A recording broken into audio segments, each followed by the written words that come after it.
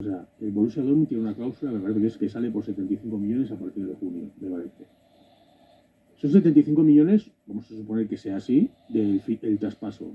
La comisión de Rayola va a rondar aproximadamente la mitad del traspaso, estará entre 30 a 35 millones tranquilamente. Ya el traspaso se te va a entre 120 y 130 millones.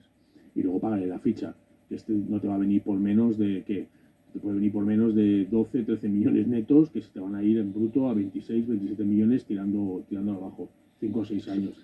El contrato se te va... Els agrada fer els números del Barça d'una manera. El contrato, Sobre els seus no sabem ni un. el contrato, no, es que, perdona, no flipes, sí. estás flipando porque Haaland no es del Barça que yo sé. No, però tu estàs fent els números...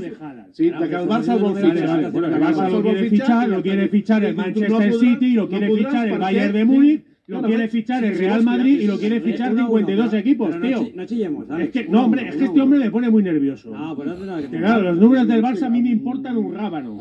Alex, ¿Entiendes? cálmate. Oye, Claro. que esto es fútbol y estamos aquí para No, pero es que ya debatir y hemos dialogar. empezado con el COVID. Ahora seguimos con los números del Barça, que a mí me da igual los números del Barça. La cueva de Alibaba. Ponle un poco de sentido, La tuya. de sentido Sí, del humor, la tuya. que tú lo tienes, va. Venga. Sí, no, el sentido del humor que me hace perderlo. Venga, va, acaba. Va, Entonces, y de salir, después tú. no, que hable ya. Venga, acábalo. Por culo ya. No, Pero si no- Alex, acábalo, va, venga. No, ya está. Que estoy diciendo que el fichaje de Haaland se va a 300, 350 millones. Que el equipo que quiera optar a eso tiene que contemplar ese dinero. Yo creo que en España no hay un club que pueda contemplar ese dinero. Ni en el Barcelona ni en Madrid.